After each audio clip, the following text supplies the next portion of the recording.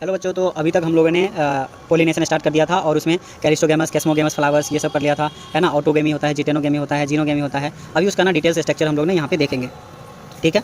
तो अभी इसमें पोलिनेशन ही चलेगा आगे। इसमें पहला आता है ऑटोगेमी, ठीक है। पहला आता है autogamy, transfer of pollen on stigma of same flower. Autogamy में क्या होता है कि सेम फ्लावर का, है ना, एक ही फ्लावर कैसा होगा, बाइसेक्सुअल होगा। फ्लावर कैसा होगा, बाइसेक्सुअल होगा, ठीक।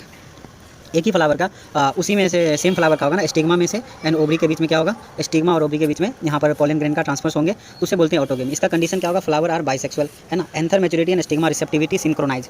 सिंक्रोनाइज मीन्स होता है सेम टाइम पे, है ना।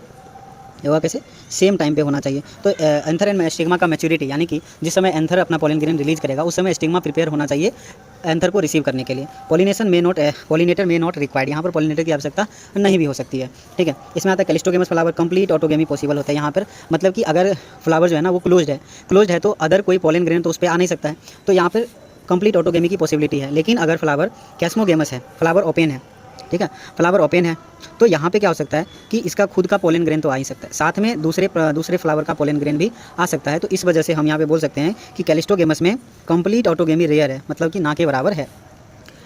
अब आता है बात जिटेनोगेमी का। जिटेनोगेमी में क्या होता है, transfer of pollen from anther to stigma, ये तो होता ही है, of different flower of same plant. मतलब सेम प्लांट का ही डिफरेंट फ्लावर से, है ना, पोलन आएगा और उसको क्या करेगा, पॉलिनेट करेगा, स्टिग्मा को पॉलिनेट करेगा, ओवरी को पॉलिनेट करेगा, ठीक है। तो इसे बोलते हैं जिटेनोगेमी। प्लांट में भी यूनिसेक्सुअल, प्लांट क्या हो सकता है, यूनिसेक्सुअल, है ना, और बाइसेक्सुअल। प्लांट यहाँ पे क्या हो सकते हैं, यूनिसेक्सुअल भी हो सकते हैं और बाइसेक्सुअल भी हो सकते हैं। पॉलिनेटर्स रिक्वायर्ड्स, है ना, सेम प्लांट, यहाँ पे प्लांट यूनिसेक्सुअल्स नहीं होंगे, ठीक है। प्लांट बाइसेक्सुअल्स होंगे एंड पॉलिनेटर्स रिक्वायर्ड यहाँ पे होंगे। लेकिन फ्लावर यूनिसेक्सुअल भी हो सकता है एंड बाइसेक्सुअल भी हो सकता है फ्लावर्स। प्लांट तो बाइसेक्सुअल ही होंगे, तो प्लांट मोनोसियस होंगे यहाँ पे, बट फ्लावर्स आर यूनिसेक्सुअल और बाइसेक्सुअल, है ना, यहाँ पे दोनों हो सकते हैं। Geitonogamy is genetically same. ये जिटेनोगेमी क्या होते हैं, जेनेटिकली सेम होते हैं, मतलब एक ही प्लांट का पोलन है और एक ही प्लांट का क्या है, स्टिग्मा है, तो दोनों एक ही प्लांट का है बट फ्लावर्स डिफरेंट हैं, तो जेनेटिकली सेम होंगे। बात आता है अब जीनोगेमी का। जीनोगेमी में क्या होते हैं, transfer of pollen grain on stigma, transfer of pollen grain on stigma of different flower. दूसरे फ्लावर का स्टिग्मा क्या होता है, पोलन ग्रेन यहाँ पे ट्रांसफर होते हैं। Pollination between two genetically different plant, दो डिफरेंट प्लांट के बीच में जेनेटिकली डिफरेंट प्लांट होगा, उसके बीच में क्या होता है, जेनोगेमी होता है। रिक्वायरमेंट ऑफ पोलिनेटर, और यहाँ पर पोलिनेटर की रिक्वायरमेंट होती है।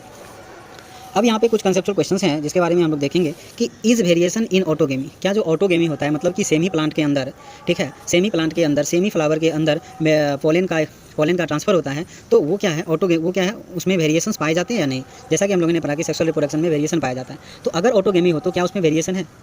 तो याद करो, जब भी गैमीट का फॉर्मेशन होता है और एंजियोस्पर्म में या फिर हायर प्लांट में, तो वहाँ पे मियोसिस होते हैं, और मियोसिस में लेप्टोटीन, जाइगोटीन, पैकाइटिन, प्रोफेज 1 का जो पार्ट है, लेप्टोटीन, जाइगोटीन, पैकाइटिन, डिप्लोटीन डाइकाइनेसिस, वहाँ पे पैकाइटिन स्टेज में क्रॉसिंग ओवर होते हैं। तो वो क्रॉसिंग ओवर से, है ना, वेरिएशन आते हैं। वेरिएशन जो सेक्सुअल रिप्रोडक्शन ऑक्यूपाई होते हैं, और वो कैसे होते हैं, ड्यूरिंग क्रॉसिंग ओवर। और कैसे होता है, क्रॉसिंग ओवर जहाँ पे होता है ना, वहाँ पे ये वेरिएशंस आते हैं। उसके बाद आता है, ये जिटेनोगेमी मोर वेरिएबल देन ऑटोगेमी, क्या जो जिटेनोगेमी है वो ज़्यादा वेरिएशन क्रिएट करता है ऑटोगेमी से। तो इसका आंसर है no.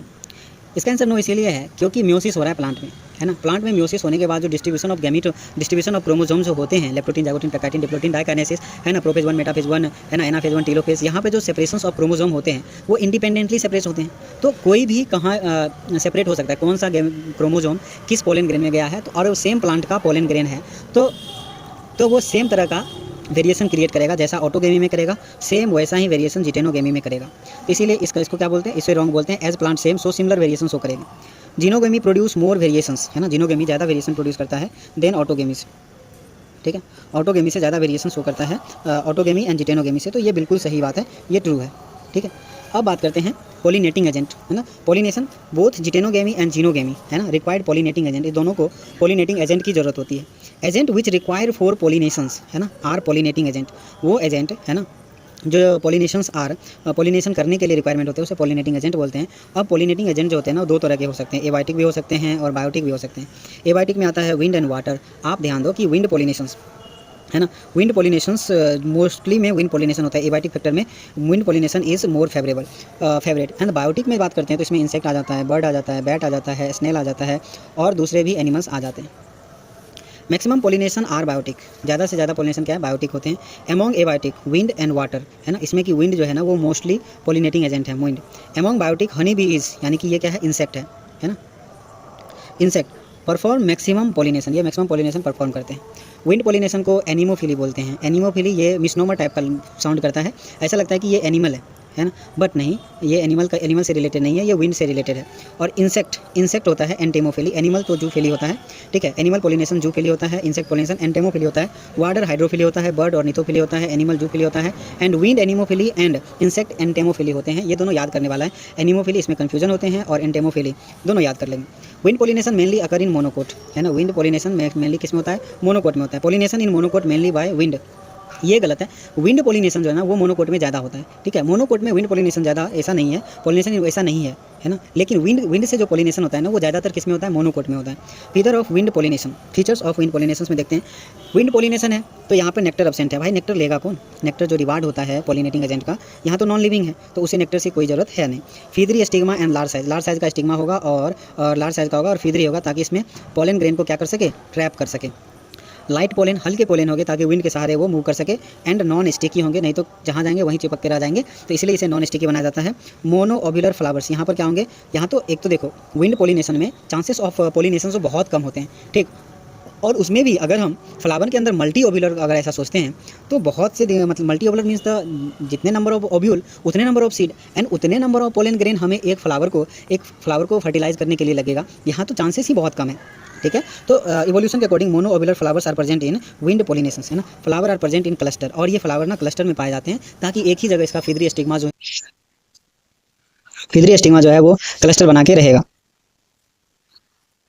Male flower and wind, मेज जो है वो यहाँ पे बात करते हैं, उसका मेज के ऊपर में मेल फ्लावर होते हैं जो कि विंड पॉलिनेटेड फ्लावर है। इसमें tassels, large stigma and style, इसमें क्या होंगे? लार्ज स्टिग्मा और स्टाइल्स पाए जाएंगे।